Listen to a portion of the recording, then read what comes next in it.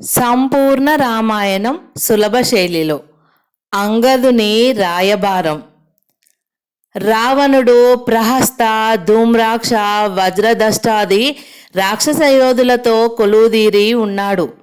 అంగదుడు ధీరగంభీర రూపుడై ఆ సభలో ప్రవేశించాడు. ఓరి రావణ, నేను శ్రీరామచంద్రుని దూతగా నీ దగ్గరికి వచ్చాను. నా పేరు అంగదుడు.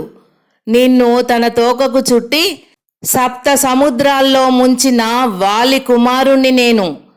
శ్రీరామ ప్రభువు నీతో చెప్పవలసిన మాటలు ఇవి.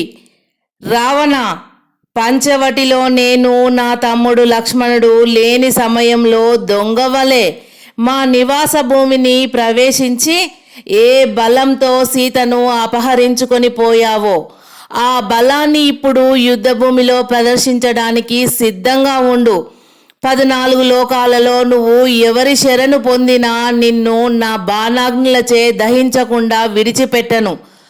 నీతి బాహ్యుడవు, ఖలుడవు, మానిని చోరుడవు, అసత్య ప్రలాపివి, బీరువు అయిన నువ్వు నీ పాపానికి పరిహారంగా పశ్చాత్తాపపడి సీతను తెచ్చి ఇచ్చి నన్ను శరణు వేడితే కాపాడుతాను. లేదా నీకు నువ్వే ముందుగా శ్రాద్ధం పెట్టుకొని నాతో యుద్ధానికి రా. నిన్ను రణరంగంలో ధర్మదేవతకు బలి ఇచ్చి విభీషణుణ్ణి లంకారాజ్యానికి పట్టభద్రుణ్ణి చేస్తాను. అంగదుడు చెప్పిన మాటలు వినగానే రావణుడు రోషోగ్రుడై ప్రహస్తాది సేనాధిపతులను చూసి ఈ వానరుణ్ణి పట్టుకొని చీల్చివేయండి, వీడి నెత్తురు కడుపార త్రాగండి అన్నాడు.